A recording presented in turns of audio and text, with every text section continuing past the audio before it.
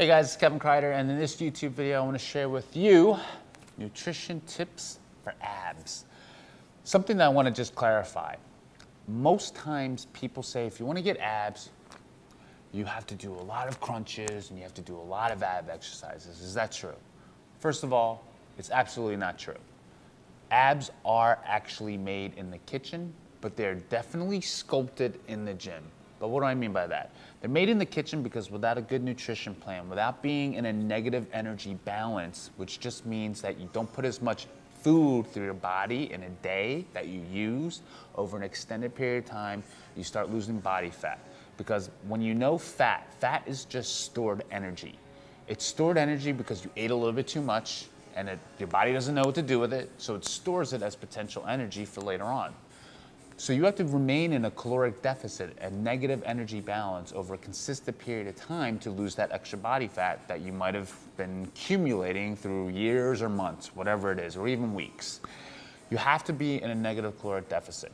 Now the next part is sometimes people make this mistake by actually doing a ton of abs while they're gaining a lot of body fat, and then they think that they're actually getting fatter, but all it is that your abs are getting built and then it pushes it out. So it looks like you're a little bit fatter, but you're really not. It's just that you built your abdominal wall to be a little bit more solid, and then it just sticks it out a little bit, and you're just not in a caloric deficit to actually showcase your abs.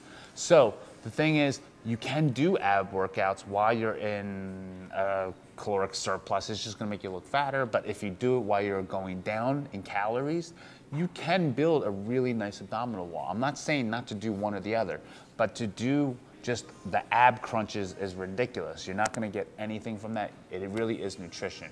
Now, the other tip that I have to get abs is to find a program or some type of nutritional strategy that fits you.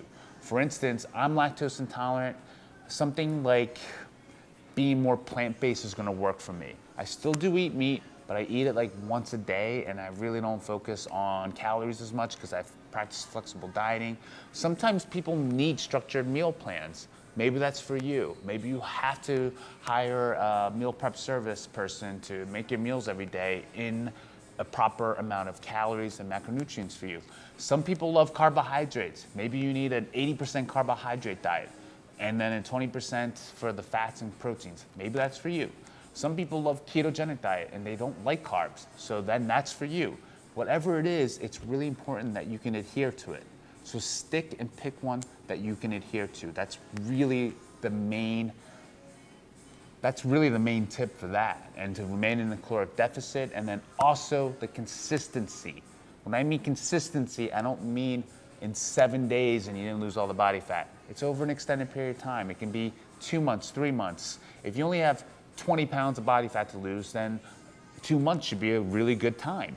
If you have 100, I would say maybe 6 months is a good ample time of a window. So you have to have that. The other tip is to have a little bit of patience, but keep moving. Patience in the sense of like having a realistic time frame. Going back to what I said before, if you have 100 pounds to lose, you're not gonna do it in 3 months. And if you do it in 3 months, you're gonna expect a rebound. So that's something to be aware of. Also, another thing people actually really forget is that you need fat in your diet. You need a fat in your diet to be able to boost your hormone levels up and have an ample amount of testosterone, because also too, it's really important to have fat for your brain function so you can think clearer, so you can actually be able to function as a human being. So you need an ample amount of fat. But that varies based off of how big you really are right now. So you're gonna have to find that out. So those are really the main tips to actually losing body fat and to get those abs. So if you guys found this useful, you can find more specific ways to actually lose that body fat in my courses, and you can take the body design tool in the description below. And please subscribe to my YouTube channel, share this with anybody who wants more tips, and I'll see you guys soon.